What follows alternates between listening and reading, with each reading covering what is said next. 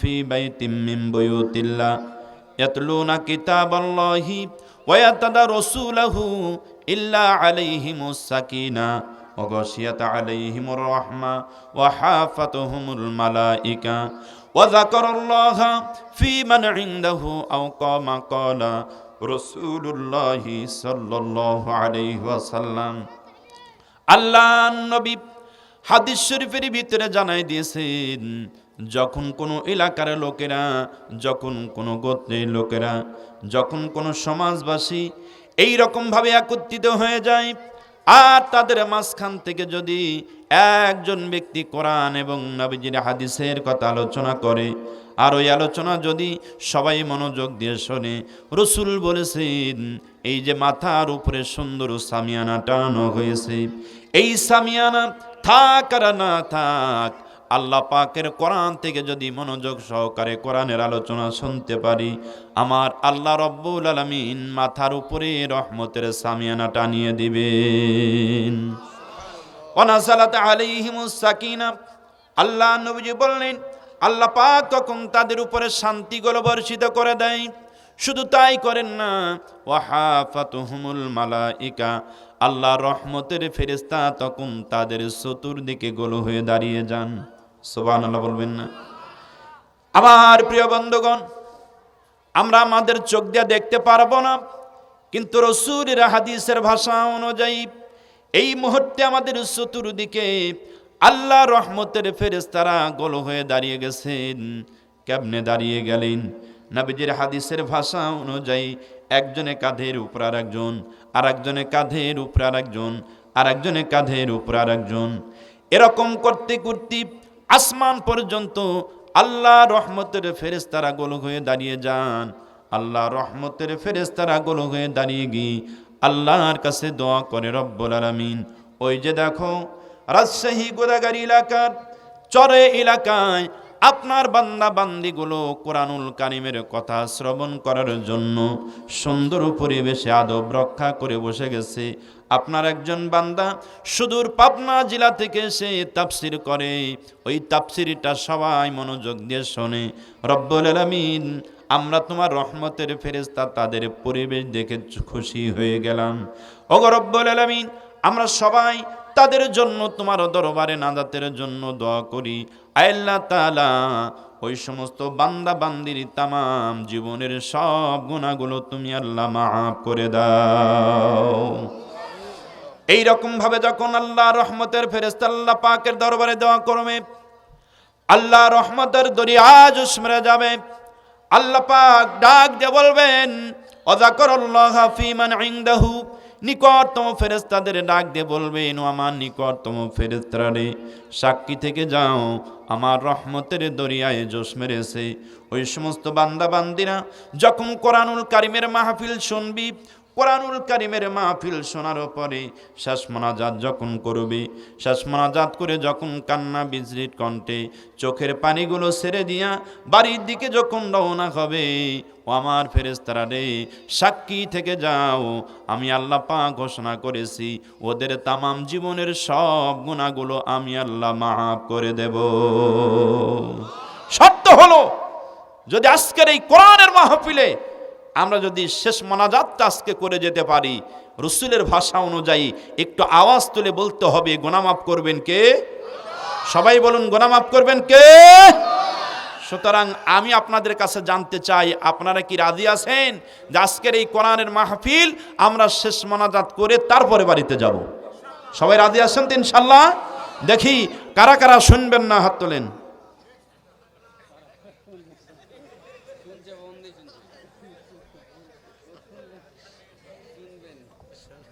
আসলে মনোযোগ আছে এ ভাই, আছে মনোযোগ আছে? গভীর রাত হয়ে গেছে তো ঘুম ঘুম ভাব, ঠিক কিনা কথা বলুন? এ ঘুম আসছে না ভাই? চোখে ঘুম আসে নাই আপনাদের? গভীর রাত হয়ে গেছে, ঘুম ঘুম ভাব, তাই তো?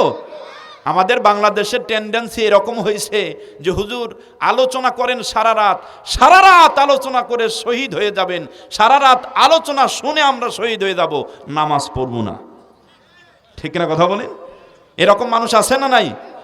এরকম মানুষ কিন্তু আছে যে সারা রাত ওয়াজ মাহফিল শুনবো কিন্তু ফজর পড়বো না।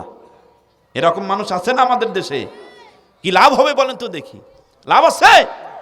সারা রাত ওয়াজ মাহফিল শুনলাম, সারা রাত ওয়াজ মাহফিল করলাম, ফজর পড়ি নাই, লাভ হলো কি? তার মানে আমি যদি ফজর না পড়ি, ফজর শেষ, এমনও তো হতে পারে যে জোহরের আগে আমার জানাজা হয়ে গেছে। পারে কি পারে না? হতে পারে কি পারে না? কেমন করে ঘুমাও তুমি ও মানুষ, কেমন করে ঘুমাও তুমি ফজর করে কাজা, এমনও তো হতে পারে তোমার জোহরে জানাজা। ঠিক কিনা কথা বলেন? এমনও তো হতে পারে তোমার জোহরে জানাজা। মুসলিম হয় না জন্ম নিলেই, মুসলিম হয় না জন্ম নিলেই মুসলমানের ঘরে, কাফের মুমিন তফাতটা ভাই নামাজের ভিতরে, মানুষ নামাজের ভিতরে। এই জীবনে নামাজ যেন ও মানুষ, এই জীবনে নামাজ যেন হয় না কভু কাজা, এমনও তো হতে পারে তোমার জোহরে জানাজা। কথা বলুন ঠিক কিনা? সম্মানিত হাজিরিন, এই জন্য আমি আপনাদের কাছে একটু সময় চেয়ে নিচ্ছি। আপনারা আমার জন্য আধা ঘন্টা সময় আপনারা বাজেট করবেন, পারবেন না আজকে? আমি বহুদূর থেকে, সুদূর পাবনা থেকে আপনাদের এই রাজশাহী গোদাগাড়ির এই চরাঞ্চলে আমি আপনাদের কাছে তাফসীর শোনাতে আসছি। অনেক কষ্ট হয়েছে আমার আসতে। আপনারা কি আমার জন্য আধা ঘন্টা সময় দিবেন না ভাই? আমি আপনাদের কাছে চেয়ে নিচ্ছি, যতই কষ্ট হোক আধা ঘন্টার সময় আমার জন্য আপনারা বাজেট করবেন। আধা ঘন্টা পরে যদি আপনারা চান সময় বাড়বে, আর যদি আপনারা না চান মোনাজাত হয়ে যাবে। ঠিক না কথা বলুন? আছেন তো ইনশাল্লাহ? আছেন? সবাই আছেন? আলহামদুলিল্লাহ, আমরা সবাই আছি। আজকে প্রাণ খুলে, দিল খুলে আমরা আল্লাহর কোরআন থেকে তাফসীর শুনতে চাই। সম্মানিত হাজিরিন, তবে এই কোরআনুল কারীমের তাফসীরমূলক আলোচনা আমরা যখন শুনতে যাব, তখন কিছু কিছু মানুষের হৃদয়ে আঘাত করবে, কিছু কিছু মানুষের অন্তরে ভালো লাগবে। এক শ্রেণী মানুষের হৃদয়ে আঘাত করবে, আর এক শ্রেণী মানুষের হৃদয়ে ভালো লাগবে। ঠিক কিনা কথা বলুন? দুই ধরনের মানুষ তো থাকবেই, হক আর বাতিল, এই দুই দ্বন্দ্ব তো থাকবেই। ঠিক কিনা কথা বলুন? সবার কাছে ভালো লাগবে না। তবে কোরআনুল কারীমের কথা বলতে গেলে কার বিরুদ্ধে যাবে আর কার পক্ষে যাবে, এই দিকে তাকিয়ে কথা বলা যাবে না। কোরআনুল কারীমের হক কথা বলতে গিয়ে যদি নিজের বাবার বিরুদ্ধে চলে যায়, বাবার বিরুদ্ধেই কোরআনের হক কথা বলতে হবে। বাতিল নাস্তিকদের সামনে মাথা আনত করা যাবে না। কথা বলেন ঠিক কিনা? কারো চক্ষুকে ভয় করে কথা বলা যাবে না। কোরআনের হক কথা আমাদের প্রকাশ করতেই হবে। কোরআনুল কারীমের হক কথা মানুষের মাঝে বলতেই হবে। ঠিক না কথা বলুন? সম্মানিত হাজিরিন, আমি আপনাদের সম্মুখে আল্লাহ পাকের কোরআন থেকে একটা আয়াতে কারিমা তেলাওয়াত করেছি। এই আয়াতে কারিমার কিছু ব্যাখ্যা বিশ্লেষণ আমি আপনাদের সম্মুখে করতে চাই। আল্লাহ পাক গোটা মানব জাতির হিদায়াতের জন্য এ দুনিয়ার জিন্দেগিতে দুইটা বিধান আল্লাহ পাক পাঠিয়েছেন। আমার সঙ্গে কথা বলতে হবে। কয়টা? সবাই বলুন কয়টা? দুইটা বিধান আল্লাহ পাক এ দুনিয়াতে আল্লাহ রাব্বুল আলামিন পাঠিয়েছেন তাম বিশ্বের সমস্ত মানুষের হিদায়াতের জন্য। আল্লাহ পাক বলছেন, আল্লাহ রাব্বুল আলামিন কোরআনুল কারীমের ভিতরে জানাই দিলেন, কদ জাআকুম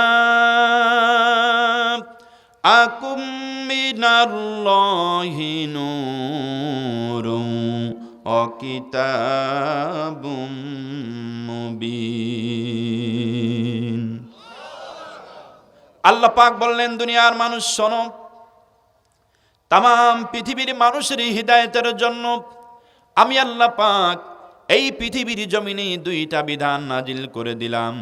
আল্লাহ পাক বললেন, এক নম্বর, কদ জাআকুম মিনাল্লাহি নূর, আমি আল্লাহ পাক তোমাদের মাঝে নূর পাঠালাম, আমি আল্লাহ পাক তোমাদের মাঝে জ্যোতি পাঠালাম।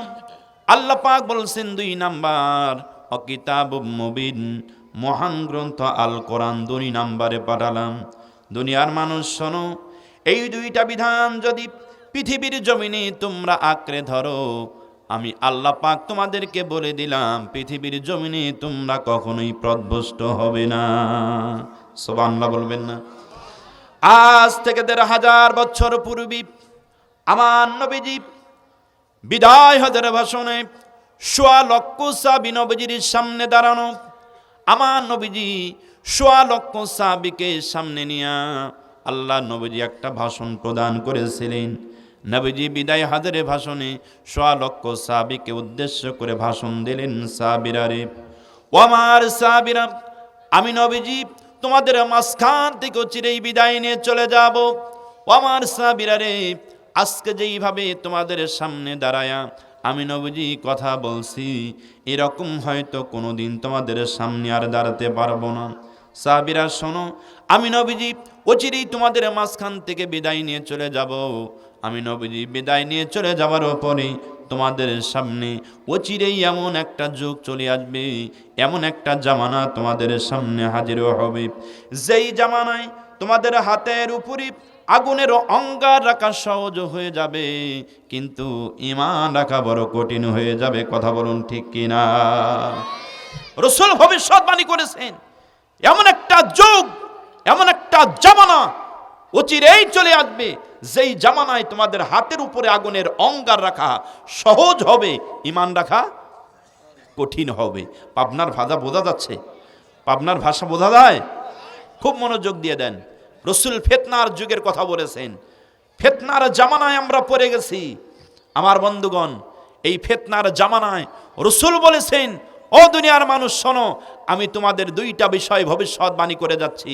এই যুগ যদি তোমাদের সামনে এসে যায়, তাহলে আমি রাসূলের 2টা ভবিষ্যৎবাণী তোমরা আঁকড়ে ধরো। 1 নাম্বার রাসূল বললেন কিতাবুল্লাহ, আল্লাহর কিতাব। 2 নাম্বার সুন্নাতে নাবিয়া, আমি রাসূলের আদর্শ, আমি রাসূলের সুন্নাহ। এই 2টা বিধান যদি তোমরা আঁকড়ে ধরো, আমি রাসূল তোমাদেরকে বলে গেলাম পৃথিবীতে তোমরা কখনোই পথভ্রষ্ট হবে না। সুবহানাল্লাহ বলেন। তাহলে এই 2টা বিধানের আলোচনা আমি আপনাদের সম্মুখে সংক্ষেপে করতে যাচ্ছি। গভীর মনোযোগ দিয়া আলোচনাটা শুনতে হবে আমার প্রিয় বন্ধুগণ। 1 নম্বরে আমি আলোচনা নিয়ে আসলাম কিতাবুম মুবিন, মহান গ্রন্থ আল কোরআন। এই কোরআন থেকে আমি আপনাদের সম্মুখে একটি বিষয় নিয়ে কথা বলবো, আপনারা শুনবেন তো ইনশাআল্লাহ। ছোট্ট একটা সূরার কিছু ব্যাখ্যা বিশ্লেষণ আমি আপনাদের মাঝে উপহার দিতে চাই। খুব মনোযোগ দিয়া আমার সঙ্গে তেলাওয়াত করুন। আউযু বিল্লাহি মিনাশ শাইতানির রাজিম। বিসমিল্লাহির রাহমানির রাহিম। তাব্বাত ইয়াদা আবি লাহাবিন ওয়া তাব্বা মা আগনা আনহু মালুহু ওয়া মা কাসাব সায়াসলা নারান যাতা লাহাবিন আমরাতুহু হাম্মালাতাল হাতাব ফি জিদিহা হাবলুম মিন মাসাদ। জবান খুলে বলেন আল্লাহু আকবার। আর একটু জোরে বলেন আল্লাহু আকবার। সূরাতুল লাহাব কোরআনুল কারীমের 30 নম্বর পারায় অবস্থিত ছোট্ট একটা সূরা। একটু আওয়াজ তুলে বলেন সূরাটার নাম কি? সবাই বলেন সূরাটার নাম কি? যেহেতু তাফসির মাহফিল, কিছুটা তাফসিরমূলক আলোচনা না করলে এর হক আদায় হবে না, ঠিক না কথা বলুন। কোরআনুল কারীমের 30 নম্বর পারায় অবস্থিত সূরাটার নাম হলো সূরাতুল লাহাব। লাহাব একজন ব্যক্তির নাম, আর সেই ব্যক্তি আর কেউই নয়, সেই ব্যক্তি হলেন রাসূলের আপন চাচা, বাবার ভাই, বাপের ভাই, রাসূলের আপন চাচা, নাম তার আবু লাহাব। প্রিয় বন্ধুগণ, আমি আপনাদের কাছে একটু জানতে চাচ্ছি, যার নামটা কোরআনের ভিতরে ঢুকাইছে এই নামটা অত্যন্ত বরকতশালী হবে। হ্যাঁ, কি আপনাদের ধারণা কি? যার নামটা কোরআনুল কারীমের ভিতরে আছে নামটা অনেক বরকতপূর্ণ নাম। হ্যাঁ, কোরআন যেহেতু নাম আসছে তাহলে কোরআনটা বরকতের না? তাহলে কোরআনের ভিতরে নাম আসছে অবশ্যই মর্যাদাশালী। মানে আমাদের এলাকায় একজন ব্যক্তি ছেলের নাম রাখছে তুকাজ্জিবান, বুঝছেন? ছেলের নাম রাখছে কি? তুকাজ্জিবান। তার মানে সূরা রহমানে তুকাজ্জিবান বারবারই আসছে, অনেকবার। ফাবিআইয়ি আলা ইউরাব্বিকুমা তুকাজ্জিবান। তো ব্যক্তি মনে করে সেই তুকাজ্জিবান শব্দটা খুব বরকতপূর্ণ হবে, যার কারণে নাম রেখে দিছে তুকাজ্জিবান। আসলে তুকাজ্জিবান অর্থ হলো মিথ্যাবাদী, অস্বীকারী, ঠিক না? তো কোরআনুল কারীমের ভিতরে নাম যেহেতু আসছে, ব্যক্তি মনে করছে অবশ্যই তুকাজ্জিবান বরকতপূর্ণ, যার কারণে ছেলের নাম রেখে দিছে তুকাজ্জিবান। তো আবুল আহাব যেহেতু তার নামটা কোরআনে আসে, নামটা কি বরকতপূর্ণ হবে? জোরে বলুন, নামটা বরকতপূর্ণ হবে না। এই কোরআনুল কারীমের ভিতরে সূরাতুল লাহাব নাজিল করে দিয়ে আমার আল্লাহ রাব্বুল আলামিন রাসূলের আপন চাচা আবুল আহাবের নামের উপরে গজব দিয়েছেন, লানত দিয়েছেন, অভিশাপ দিয়েছেন, যেন গোটা বিশ্বের আবুল আহাবের চরিত্র অন্বেষণকারী যত ব্যক্তিবর্গ পৃথিবীর জমিনে আগমন করে, প্রত্যেকটা আবুল আহাবের উত্তরসূরিরা কিয়ামত পর্যন্ত যেন এই আলোচনা থেকে শিক্ষা নিতে পারে। ইসলামের বিরুদ্ধে, কোরআনের বিরুদ্ধে, রাসূলের আদর্শের বিরুদ্ধে পদক্ষেপ নিলে পরিণতি কত ভয়াবহ হতে পারে, আবুল আহাব থেকে তাকে শিক্ষা নিতে হবে। কথা বলুন, ঠিক না? আবুল আহাবের চরিত্র ছিল ইসলামের বিরুদ্ধে কথা বলা, আবুল আহাবের চরিত্র ছিল রাসূলের আদর্শের বিরুদ্ধে কথা বলা, আবুল আহাবের চরিত্র ছিল রাসূলকে কষ্ট দেওয়া, আবুল আহাবের কষ্ট ছিল ইসলামটাকে পৃথিবীর মানচিত্র থেকে একেবারে নিশ্চিহ্ন করে ফেলা। এই চক্রান্ত আবুল আহাবের ছিল, যার কারণে আল্লাহ পাক ওর উপরে গজব দিয়া, লানত দিয়ে, অভিশাপ দিয়া আল্লাহ রাব্বুল আলামিন একটা সূরা নাজিল করেছেন। আমার বন্ধুগণ, আবুল আহাব নাই, আমার রাসূলও দুনিয়া থেকে চলে গেছেন, আবুল আহাবও দুনিয়া থেকে বিদায় নিয়ে চলে গেছেন। একটু জোরে সরে বলেন তো দেখি, রাসূল চলে গেছেন, রাসূলের উত্তর সরিয়ে দুনিয়ায় আছে না নাই? সবাই একটু জোরে বলেন, আছে না নাই?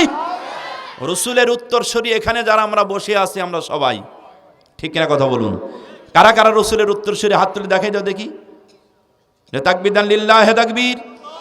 সবাই একটু আওয়াজ তুলে তাকবীর দান, লিল্লাহে তাকবীর, লিল্লাহে তাকবীর। মাশাআল্লাহ। আবুল আহাব দুনিয়া থেকে বিদায় নিয়ে চলে গেছে, কিন্তু আবুল আহাবের উত্তর সূরি আছে না নাই? সবাই কথা বলুন, আছে না নাই? আবুল আহাবের উত্তর সূরিরা আছে। এই কিয়ামত পর্যন্ত এই কোরআনটা নতুন থাকবে ভাই। কোরআন কোনোদিন পুরাতন হবে না।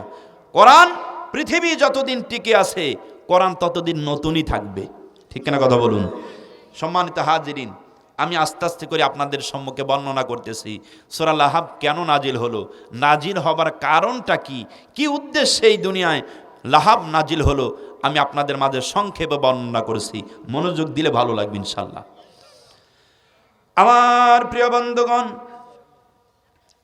আল্লাহ নবী, বিশ্ব নবীজি নবুয়াতের পূর্ব মুহূর্তে আল্লাহর নবীজি সমাজের দিকে তাকালেন। সমাজের দিকে তাকায় দেখলেন অসংখ্য মানুষেরা পাপাচারের ভিতরে লিপ্ত হয়ে আছে। অসংখ্য মানুষেরা পৃথিবীর জমিনে জাহিলিয়াতের পথে পড়ে আছে। আমার নবীজি চিন্তা ভাবনা করতে লাগলেন, এই সমস্ত মানুষগুলোকে কেমন করে অন্ধকার পথ থেকে ফিরায় আলোকিত পথের সন্ধান দেওয়া যায়। এই চিন্তা ভাবনা করি আমার নবীজি হেরা পর্বত গুহায় গিয়ে ধ্যানমগ্ন হয়ে পড়ে গেলেন, সিজদায় পড়ে গেলেন। সিজদায় পড়ে গিয়ে আল্লাহর দরবারে কাঁদতে লাগলেন, রব্বুল আলামিন, এমন একটা নিয়ম নীতি তোমার পক্ষ থেকে পাঠাও, যেই নিয়ম নীতি দিয়া এই সমাজের অসভ্য মানুষগুলো সভ্যতার দিকে নিয়ে আনা যাবে। এই ধরনের একটা নিয়ম নীতি পাঠাও। আল্লাহ পাক বিশ্ব নবীজির দোয়া কবুল করে নিয়া নবীজির উপরে নবুয়তের ঘোষণা দিলেন। আল্লাহ পাক কোরআনুল কারীমের সূরাতুল আলাকের 5টা আয়াত সর্বপ্রথম নবীজির উপরে নাজিল করে দিয়ে আল্লাহর নবীকে নবুয়তের ঘোষণা প্রদান করলেন। ইকরা বিসমি রাব্বিকাল্লাযী খালাক খালাকাল ইনসানা মিন আলাক ইকরা ওয়া রব্বুকাল আকরামুল্লাযী আল্লামা বিল কলম আল্লামাল ইনসানা মা লাম ইয়ালাম। জবান খুলে বলেন আল্লাহু আকবার। নবীজির উপরে এই 5টা আয়াত নাজিল হলো। আল্লাহ পাক নবীকে নবুয়তের ঘোষণা দিলেন, ও নবী, ও আমার বন্ধু, আমি আল্লাহ আপনাকে নবুয়তের ঘোষণা প্রদান করলাম। এই নবুয়তের দায়িত্ব নিয়ে এখন আপনি সমাজে চলে যান। সমাজে গিয়ে মানুষের মাঝে কালিমার দাওয়াত দিতে থাকেন। সমাজে গিয়ে মানুষের মাঝে তাওহীদের বাণী প্রচার করতে থাকেন। নবীজি আপনি তাকায় দেখবেন, আপনি যখন কোরআনুল কারীমের দাওয়াত এই সমাজে চালু করে দিবেন, তখন এই পৃথিবীর জমিনে যারা ছিল চোর, যারা ছিল ডাকাত, যারা ছিল বদমাশ, যারা ছিল সন্ত্রাসী, আর যারা ছিল হাইজাকার, সমস্ত কর্মগুলো বাদ দিয়া কোরআনুল কারীমের সংস্পর্শে আসার কারণে সমস্ত মানুষগুলো সোনারা মানুষে পরিণত হয়ে যাবে। আমার প্রিয় বন্ধুগণ, আল্লাহ পাক রসুলকে বলে দিলেন, নবী হ্যাঁ, এই কোরআনুল কারীমের দাওয়াত যখন আপনি সমাজে দেবেন, ও নবীজি, আগেই প্রকাশ্যভাবে দেওয়ার দরকার নাই, কারণ আপনি একা গোটা সমাজ ইসলামের বিপক্ষে, গোটা সমাজ তাওহীদের বিপক্ষে অবস্থান করেছে। আপনি নবী একা এই মুহূর্তে যদি তাওহীদের পক্ষে আওয়াজ তোলেন, আপনি নবীকে মার খেতে হবে, আঘাত নির্যাতনের শিকার হতে হবে, আপনি কষ্ট পাবেন। নবীজি, আমি আল্লাহ এটা সহ্য করতে পারবো না। যার কারণে আপনি নবী গোপনে গোপনে কালিমার দাওয়াতটা মানুষের মাঝে প্রচার করতে থাকেন। আল্লাহ পাক নবীকে অর্ডার করলেন গোপনে কালিমার দাওয়াতের জন্য। আমার নবীজি কোরআন নিয়ে সমাজে চলে আসেন, তাওহীদের বাণী নিয়ে এসে প্রকাশ্যভাবে দাওয়াত না দিয়ে আল্লাহ পাকের অর্ডার গোপনে কালিমার দাওয়াতের জন্য সর্বপ্রথম নিজের ঘরের ভিতরেই আগে প্রবেশ করলেন। নিজের ঘরের ভিতরে প্রবেশ করিয়া আম্মাজান খাদিজাতুল কুবরাকে ডাক দিয়ে বলেন, খাদিজা, আল্লাহ আমাকে নবুয়ত দিয়েছেন। ও খাদিজা, আল্লাহ রব্বুল আলামিন আমাকে নবুয়ত দিয়া পৃথিবীর জমিনে নবী করে পাঠিয়েছেন। খাদিজা রে, ইসলাম কি তুমি কবুল করবে না? কালিমা কি তুমি স্বীকার করবে না? ও খাদিজা, আমি নবীকে তুমি কি নবী বলে স্বীকার করবে না? রাসূলের স্ত্রী আম্মাজান খাদিজাতুল কুবরা সাথে সাথে রাসূলকে ডাক দিয়া বলে, প্রাণের স্বামী, অনেক দিনের সম্পর্ক আপনার সাথে আমার, 15টা বছর হলো আপনার সাথে আমি ঘর সংসার করি। এই 15টা বছরের ভিতরে চরিত্র আপনার বাহিরেও দেখেছি, চরিত্র আপনার ভিতরেও দেখেছি। এত সুন্দর চরিত্র পৃথিবীর সাধারণ কোনো মানুষের ভিতরে দেখি নাই। সুতরাং প্রাণের স্বামী আমার, আপনি যে নবী হবেন এটা আগের থেকেই বুঝতে পেরেছিলাম। সুতরাং অপেক্ষায় রয়েছি কোন দিন আপনি কালিমার দাওয়াত দিবেন। কালিমার দাওয়াত দিয়েছেন, আর দেরি নয়, তাড়াতাড়ি করে কালিমা পড়ে মুসলমান বানিয়ে দেন। আমার নবীজির হাতে এই দুনিয়ায় সর্বপ্রথম মুসলমান রাসূলের স্ত্রী আম্মাজান খাদিজাতুল কুবরা। জোরে বলেন সুবহানাল্লাহ। সর্বপ্রথম মহিলাদের ভিতরে রাসূলের হাতে কালিমা পড়ে মুসলমান। গভীর মনোযোগ দিয়া যান বন্ধুগণ। আল্লাহ নবীজি আম্মাজানকে মুসলমান বানিয়ে দিয়ে কালিমা পড়ে আইদিব আমার নবীজি ঘর থেকে বের হলেন। সুদী কাছের বন্ধু আবু বকরের বাড়ি নবীজি দৌড়ায়। আবু বকরকে ডাক দিয়া বলে, আবু বকর, আল্লাহ আমাকে নবুয়ত দিয়েছেন। আবু বকর, ইসলাম কি তুমি কবুল করবে না? কালিমা কি তুমি স্বীকার করবে না? ও আবু বকর, এই পৃথিবীর জমিনে আমি নবীকে কি তুমি নবী বলে মানবে না?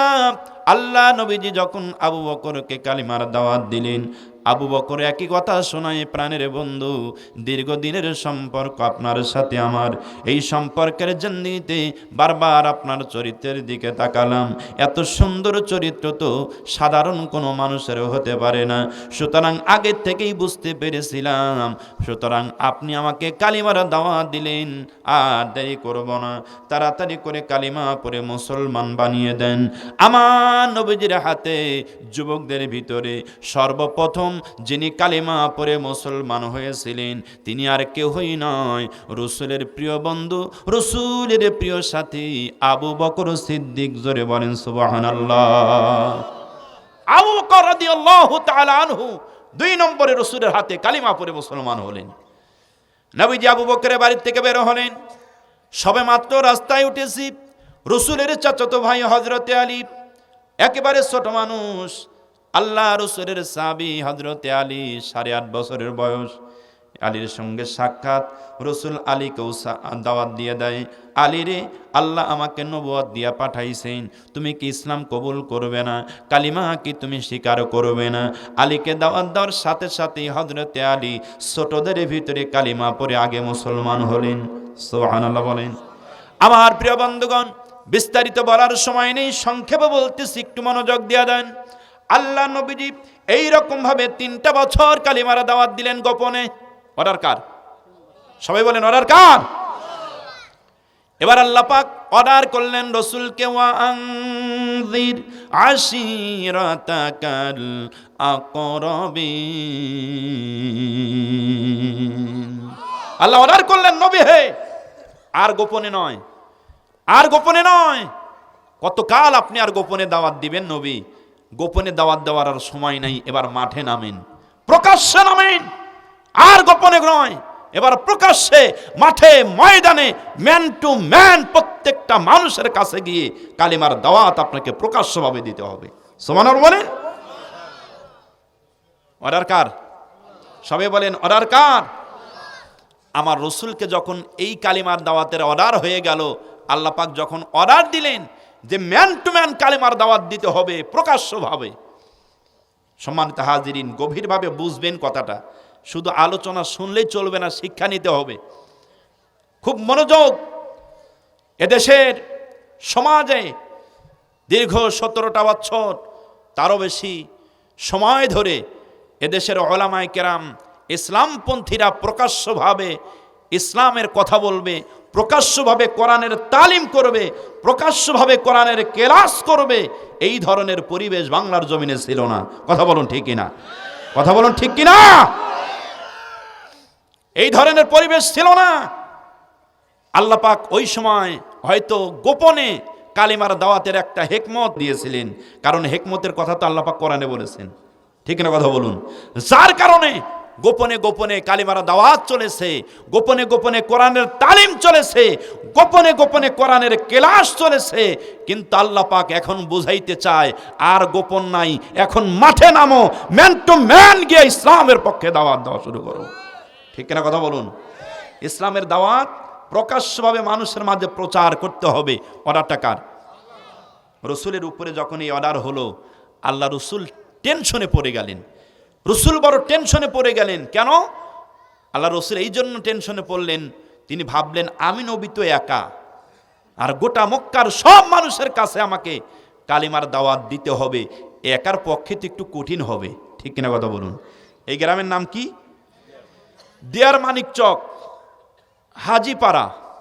এই পাড়ায় যদি একজন ব্যক্তিকে দায়িত্ব দেই আমি, যে ভাই এই পাড়ার বা এই গ্রামের সমস্ত মানুষকে আগামীকাল দুপুরবেলায় দাওয়াত দিয়ে আসতে হবে, একটু জোরে সোরে বলেন তো দেখি, একজন ব্যক্তির পক্ষে সময়ের দরকার আছে না নাই? একটু বেশি সময়ের দরকার আছে না নাই? সময়ের দরকার আছে। কিন্তু এই গ্রামের এই মহল্লার সব মানুষ এই ফিল্ডে সমস্ত মানুষ উপস্থিত আছে। আমি এখান থেকে শুধু বলে দিলাম, দিয়ার মানিকচক এলাকাবাসী, আগামীকাল দুপুরবেলা এই মাঠেই আপনাদের একবেলা খাওয়ার দাওয়াত। সময় কতটুকু লাগলো বোঝেন নাই মনে হয়। আমি যে এখান থেকে দাওয়াতটা দিয়ে দিলাম, সময় কতটুকু লাগলো? এই 10 সেকেন্ড অথবা 20 সেকেন্ড। 20 সেকেন্ডের ভিতরে পুরা গ্রাম একেবারে দাওয়াত দেওয়া শেষ। কিন্তু একজন ব্যক্তিকে যদি দাওয়াত দেওয়া হয়, যদি দায়িত্ব দেওয়া হয়, ওই একজন ব্যক্তির দাওয়াত দিতে আপাতত 2 দিন সময় লাগবে। ঠিক না? কথা বলুন। আল্লাহ রাসূল টেনশন করতে লাগলেন অল্প সময়ের ভিতরে বেশি মানুষের ভাঁজে কিভাবে কালিমার দাওয়াতটা দেওয়া যাবে। এই টেনশন করে রাসূল হিকমত কৌশল অবলম্বন করতে লাগলেন।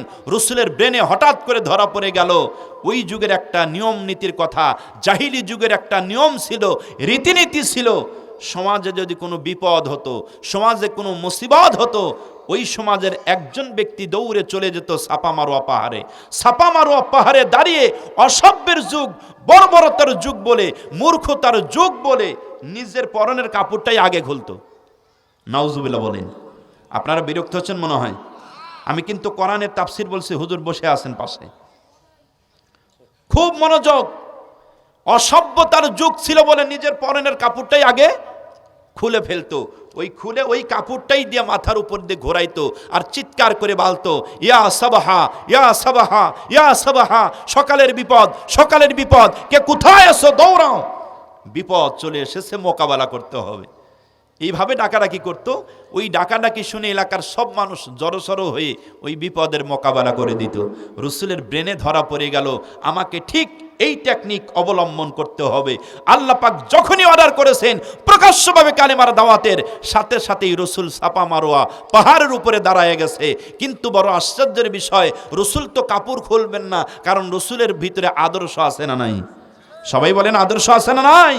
রসুলের ভিতরে আদর্শ আছে, রসুলের ভিতরে চরিত্র আছে, যার কারণে রসুল কাপড় না খুলে আলাদা একটা লাল কাপড় ব্যবহার করে রসুল মাথার উপর দিয়ে ঘোরাইতে লাগলেন। আর চিৎকার করে করে এলাকার প্রত্যেকটা গোত্রের নাম ধরে ধরে ডাকতেছে। আমার রসুলের কণ্ঠ দিয়া যখন এলাকার প্রত্যেকটা মানুষের নাম ধরে, গোত্রের নাম ধরে ডাকতেছে, আল্লাহ পাক আমার রসুলের কণ্ঠটা গোটা মক্কার আনাচে কানাচে পৌঁছায় দিতেছেন। জোরে বলুন সুবহানাল্লাহ। আমার প্রিয় বন্ধুগণ, আমার নবীজির কণ্ঠ যখন গোটা মক্কার জমিনের আনাচে কানাচে পৌঁছে গেল, এলাকার প্রত্যেকটা মানুষের ধারণা হয়েছে আজকে পাহাড় থেকে এমন একজন ব্যক্তি ডাক দিয়েছে, যেই ব্যক্তি জীবনে কোনোদিন মিথ্যা কথা বলে নাই। নবীজির ব্যাপারে কত বড় সাক্ষ্য দিলেন দেখেন। আমার নবীজি জীবনে কোনোদিন মিথ্যা বলেন নাই, জীবনে কোনোদিন ধোঁকা দেন নাই। কাফেরেরা বলতেছে মুহাম্মাদের নাম শোনা যায়, মুহাম্মাদের কণ্ঠ শোনা যায়, মুহাম্মদ তো এমন একজন ব্যক্তি জীবনে কোনোদিন মিথ্যা বলে নাই, অবশ্যই কোনো বিপদ এসেছে, চলো যাই, মোকাবেলা করতে হবে। এলাকার সব মানুষ পাহাড়ের পাদদেশে হাজির হয়েছি। গভীরভাবে মনোযোগ দেন, যার নামে সূরা নাজিল হয়েছে সেই ব্যক্তির চরিত্র এখনই প্রকাশ পাবে। আমার প্রিয় বন্ধুগণ, সব মানুষ হাজির হওয়ার পরে আবুল আহাব সামনের কাতারে এসে দাঁড়াইছে। আবুল আহাব সামনের কাতারে যখন দাঁড়িয়ে গেছে, সমস্ত মানুষের পক্ষে আবুল আহাব নিচের থেকে রসুলকে ডাক দেয়া বলতেছেন, ভাতিজা মুহাম্মদ, আলিহাজা দাওয়াতানা, আলিহাজা জামাতানা, কি তোমার মতলব, কি তোমার উদ্দেশ্য, কি বলতে চাও তুমি? আজকে এই সাত সকালে আমাদের সমস্ত মানুষদেরকে ডেকে নিয়ে আসলা, তুমি কি বলতে চাও বড় দেখি। আমার নবীজি ডাক দিয়ে বলে, আমার এলাকার লোকেরা, আমি এই জন্য তোমাদের ডাক দিনে এসেছি। আমি নবী যদি বলি, আমি মুহাম্মদ সাল্লাল্লাহু আলাইহি ওয়াসাল্লাম যদি বলি, এই যে পাহাড়ের উপরে দাঁড়ায় আছি, পাহাড়ের ঠিক অপোজিট সাইডে একদল শত্রু তোমাদের আক্রমণ করার জন্য তৈরি হয়ে আছে, এই কথা যদি আমার পক্ষ থেকে তোমাদেরকে বলে দেই, ও আমার এলাকার লোকেরা বলো দেখি, আমার কথা কি তোমরা বিশ্বাস করবে? প্রিয় বন্ধুগণ, এমন সময় সমস্ত মানুষরা ডাক দিয়ে বলল, হ্যাঁ, আপনারও কথা আমরা বিশ্বাস করে নেব। আমার নবীজি বললেন, কেন বিশ্বাস করবে? আমার প্রিয় ভাইয়েরা, সব মানুষ এক বাক্যে বলে উঠল, এই জন্য বিশ্বাস করব, কারণ হলো ইতিপূর্বে আপনি যত কথা বলেছেন, আপনার কথার ভিতরে কোনোদিন আমরা মিথ্যা কথা বলতে শুনি না। এই জন্য বিশ্বাস, কারণ আপনি তো মিথ্যা বলেন না, আপনি তো জীবনে কোনোদিন খারাপ কথা বলেন নাই, যার কারণে পাহাড়ের অপোজিট সাইডে যে শত্রু আছে এটা আমরা বিশ্বাস করে নিলাম। আমি আপনাদের কাছে প্রশ্ন রাখছি, গভীর মনোযোগ দেন। প্রিয় ভাই, 3 বছর রসুল কালিমার দাওয়াত দিলেন গোপনে, যার কারণে সমাজে একটুকু সমস্যা হয় নাই। রসুল কোনো বিপদে পড়েন নাই, রসুল কোনো মুসিবতে পড়েন নাই। আল্লাহ রসুল যখনই আল্লাহ পাকের অর্ডারে কালিমার দাওয়াত প্রকাশ্যভাবে দিবেন, 1 মিনিট আগে যারা স্বীকার করলো আপনি সবচাইতে ভালো মানুষ, 1 মিনিট পরে তাদের অবস্থা কি হয় দেখেন। সবাই যখন স্বীকার করলো, হ্যাঁ আমরা বিশ্বাস করে নিলাম, তখন আমার নবীজি বলছেন, আমার এলাকার লোকেরা শোনো, ইয়া আইয়ুহান নাসু কুলু লা ইলাহা ইল্লাল্লাহু তুফলিহুন। ও মানুষ সকল, তোমরা যদি আমার কথা এটাই বিশ্বাস করে থাকো তাহলে তোমরা বলো লা ইলাহা, এ সবাই বলেন লা ইলাহা ইল্লাল্লাহ। আল্লাহ ছাড়া কোনো আইনদাতা নাই, আল্লাহ ছাড়া কোনো বিধানদাতা নাই, আল্লাহ ছাড়া কোনো পালনকর্তা নাই, আল্লাহ ছাড়া কোনো রিজিক দাতা নাই। এই কথা বলো, এই কথা বিশ্বাস করো, তুফলিহুন, তোমরা সফল কাম হবে। সুবহানাল্লাহ বলেন। আমার রসুল যখন আল্লাহর এই শিখানো কালিমার দাওয়াতটা প্রকাশ্যভাবে মানুষের মাঝে ছড়াই দিলেন, 1 মিনিট আগে যারা বলল আপনি সবচাইতে ভালো মানুষ, ওরাই আবার ঘুরে বলতেছে মুহাম্মদের মাথা খারাপ হয়ে গেছে। নাউজুবিল্লাহ বলবেন না? ওরা বলতেছে মোহাম্মদ পাগল হয়ে গেছে। কি বলতেছো মোহাম্মদ? এত সময় তো ভালোই বলতেছিলা, এখন কি বলো তুমি? এখন যা বলতেছো এটা তো সমাজ বিদ্রোহী কথা, এটা তো রাষ্ট্রবিদ্রোহী কথা। কারণ এই কথা যদি তোমাকে চলতে দেওয়া হয়, তোমাকে বলতে দেওয়া হয়, সমাজে 2 দিন পর বিশৃঙ্খলা লাগবে। সমাজে বিশৃঙ্খলা লেগে গোটা সমাজ তছনছ হয়ে যাবে, গোটা রাষ্ট্র তছনছ হয়ে যাবে। তুমি সমাজ বিদ্রোহী, তুমি রাষ্ট্রবিদ্রোহী, তোমাকে এই কাজ করতে দেওয়া যাবে না, করতে দেওয়া হবে না। সুতরাং এই মোহাম্মদকে আটকাও, জেলে ভরো, দুনিয়া থেকে বিদায় করে দাও। নাউজুবিল্লাহ বলবেন না? নাউজুবিল্লাহ বলবেন না? দেখেন আমার রসুলের বিরুদ্ধে কত ষড়যন্ত্র শুরু হয়ে গেল। 3 বছর কোনো সমস্যা নাই, যখনই কালিমার দাওয়াত প্রকাশ্যভাবে দিয়েছে সাথে সাথেই আমার রসুলকে পাগল বলে আখ্যা দিল, সমাজ বিদ্রোহী বলে আখ্যা দিল, রাষ্ট্রবিদ্রোহী বলে আখ্যা দিল। আমার বন্ধুগণ, এতদিন তো সমস্যা হলো না, এখন সমস্যা কেন? তার মানে এখন এই জন্য সমস্যা হয়েছে, প্রকাশ্যভাবে যখনই আপনি কথা বলতে যাবেন, ইসলামের কথা, যখনই হক কথা জাতির সামনে প্রকাশ করতে যাবেন, সাথে সাথেই 1 শ্রেণীর মানুষেরা আপনাকে গালি দিবে, আপনাকে রাজাকার বলবে, আপনাকে জঙ্গি বলবে, আপনাকে বিভিন্ন ভাষায় বাজে মন্তব্য করবে। কথা বলুন ঠিক কিনা? জোরে বলুন ঠিক কিনা? তাই বলে কি আমরা কথা বলা বাদ দেব? সবাই বলেন কথা বলা বাদ দেব? আজকে সারা বিশ্বে নিয়ে আজকে আমাদের মুসলমানদের উপরে বিভিন্ন ধরনের চক্রান্ত শুরু হয়েছে। কথা বলুন ঠিক কিনা? জোরে বলুন ঠিক কিনা? বড় ধরনের ষড়যন্ত্র। তাদের মিশন ইসলামটাকে একেবারে পৃথিবীর মানচিত্র থেকে একেবারে নিধন করে দেওয়া, শেষ করে দেওয়া। এটাই হলো তাদের মূল লক্ষ্য আর উদ্দেশ্য। এই মূল লক্ষ্য আর উদ্দেশ্য নিয়ে আমার প্রিয় বন্ধুগণ বিধর্মীরা মাঠে নেমেছে, আর ওদের সাথে হাত মিলাইছে আমার দেশের কিছু নামধারী মুনাফিক মার্কা মুসলমানগুলো। ঠিক কিনা কথা বলুন? এই নামধারী মুনাফিক মার্কা মুসলমানগুলো ওদের হাত শক্তিশালী করার জন্য ওদের হাতে হাত মিলাইছে, কিন্তু কোশ্চিন কালেও লাভ হবে না। এই জমিনে তারা যত ষড়যন্ত্র করবে, আমার আল্লাহ রব্বুল আলামিন ইসলামের পক্ষে, কোরআনের পক্ষে তত বিজয় দান করবেন। জোরে বলুন সুবহানাল্লাহ। আমার পার্শ্ববর্তী দেশ সম্ভবত ভারতেই যে কাছেই, আমি এসে দেখলাম লাইট জ্বলতেছে, তাই তো? লাইট জ্বলতে পাশেই না ভাই, আমাদের পার্শ্ববর্তী একেবারে প্রতিবেশী দেশ।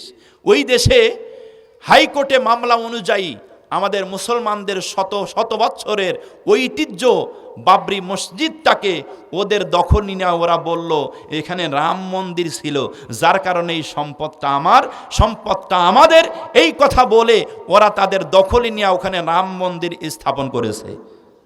ঠিক না কথা বলুন? আপনারা দেখেছেন গত রাত্রে, গতকালকে হুমায়ুন কবিরের নেতৃত্বে ভারতের জমিনে নতুন করে মুসলমানদের অর্থায়নে নতুন বাবরি মসজিদ উদ্বোধন হয়েছে। কথা বলুন ঠিক কিনা? আপনারা দেখেন না প্রিয় ভাই, নতুন বাবরি মসজিদ নির্মাণ হচ্ছে, 300 কোটি টাকা ব্যয়। কত? 300 কোটি টাকা বাজেট। বিভিন্ন খবরে দেখলাম যে 300 কোটি টাকা বাজেটে এই নতুন বাবরি মসজিদ উদ্বোধন হয়ে গেল কালকে, শুরু হয়ে গেছে কাজ। কি নজিরবিহীন ঘটনা! প্রত্যেকটা মুসলমান মাথায় করে 2টা 5টা 10টা করে ইট নিয়ে রওনা হয়েছে, যার যার সামর্থ্য নিয়ে শেষে ইট নিয়ে রওনা হয়েছে, যার যার সামর্থ্য অনুযায়ী টাকা পয়সা নিয়ে রওনা হয়েছে। মুসলমানদের পক্ষে বাবরি মসজিদের ফান্ডে এত টাকা জোগাড় হয়েছে আর এত টাকা ঢুকেছে, শেষ পর্যন্ত বলতেই বাধ্য হয়েছে আপনারা আর টাকা পাঠাবেন না, ব্যাংকের লোড নিতে পারতেছে না। আল্লাহু আকবার বলেন, জোরে বলেন আল্লাহু আকবার। আমরা প্রমাণ করে দিতে চাই দরকার হয় বাংলার জমিন থেকে, গোটা বিশ্বের মানচিত্র থেকে ভারতের ময়দানে নতুন বাবরি মসজিদ নির্মাণ করার জন্য লক্ষ লক্ষ কোটি কোটি টাকা আমরা পাঠাবো, তবুও বাংলার জমিন থেকে আমরা বলতে চাই ভারতের জমিনে নতুন বাবরি মসজিদ তৈরি হবে। কথা বলুন ঠিক কিনা? জোরে বলেন ঠিক কিনা? কিন্তু আমরা দেখতে পাচ্ছি ওরা আবার চ্যালেঞ্জ করছে, যে শুভেন্দু নামে একজন নেতা আছে, ও বারবার চ্যালেঞ্জ করছে কোশ্চিন কালেও হবে না। এই মসজিদ বাবরি মসজিদ নামে আমাদের একটু আপত্তি আছে। আমি বলতে চাই এই দুঃসাহস দেখাতে যাবেন না, কারণ আগুন নিয়ে খেলা করা যাবে না। ঠিক কিনা কথা বলুন? আগুন নিয়ে খেলা করা যাবে না। এই মসজিদটাকে যদি আবার প্রতিহত করার জন্য আপনারা যদি মাঠে নামেন, আপনারা যদি আবার চেষ্টা করেন, প্রয়োজন হলে গোটা বিশ্বের সমস্ত মুসলমানেরা ভারতের জমিনে লং মার্চ করতে বাধ্য হবে। কথা বলুন ঠিক কিনা? সম্মানিত হাজিরিন, গভীরভাবে কথাগুলো আপনারা মনোযোগ দিয়ে শুনবেন। আমরা মসজিদের পক্ষে, আমরা কোরআনের পক্ষে, আমরা ইসলামের পক্ষে। কথা বলুন ঠিক কিনা? বাংলাদেশে আমরা মুসলিম হিন্দু মিলে বসবাস করি একেবারে ভাই ভাই মতো। আমাদের দেশে হিন্দু ভাইরা যেরকম আরামে আছে, ভারতের জমিনে হিন্দুরা কি আমাদের ভাইদেরকে সেরকম রাখছে? ভাই জোরে বলেন, সেরকম রাখছে? শিক্ষা নিয়ে নেন বাংলার জমিন থেকে, বাংলাদেশ থেকে আপনারা শিক্ষা নিয়ে নেন। আমরা আপনাদের জাতি ভাইদের কত আরামে আয়েসে রাখছি, মেহেরবানি করে আমাদের মতো আপনারাও আমাদের ভাইদের রাখবেন। ঠিক না কথা বলুন? সম্মানিত হাজিরিন, তাহলে আল্লাহ রসুল যখন প্রকাশ্যভাবে কালেমার দাওয়াত দিলেন, আবুল আহাবের কাছে এটা ভালো লাগলো না। আবুল আহাব আমার রসুলকে ডাক দিয়ে বলতেছে, ভাতিজা মোহাম্মদ, তাব্বাল্লাক, ধ্বংস হও তুমি, তোমার দিনও ধ্বংস হয়ে যাক। এত বড় স্পর্ধা, আমি থাকতে তুমি মক্কার জমিনে তাওহীদের বাণীর আওয়াজ তোলো, কালিমার দাওয়াত দাও, এত বড় সাহস তোমার? এত রাগ হইছে, রাগের ঠেলায় নিচে থেকে পাথর তুলে আমার নবীজির মুখ বরাবর মেরে রসুলকে দুনিয়া থেকে করে বিদায় করে দেবে। এই হলো আবুল আহাবের ষড়যন্ত্র, যার কারণ নিচের থেকে পাথর তুলে একেবারে পজিশন করে দাঁড়ায় গেছে। এই মুহূর্তেই আল্লাহ পাক জিব্রাইলকে ডাক দিয়ে বলছেন, জিব্রাইল যাও আমার নবীজির কানে কানে বলো, আমার রসুল সাফা মারোয়া পাহাড়ের উপরে দাঁড়ায় আছে, সাফা মারোয়া পাহাড়ের উপরে দাঁড়ায়া তাওহীদের আওয়াজ মানুষের মাঝে তুলেছে, কোরআনের পক্ষের আওয়াজ তুলেছে, কালিমার দাওয়াত মানুষের মাঝে দিয়েছে।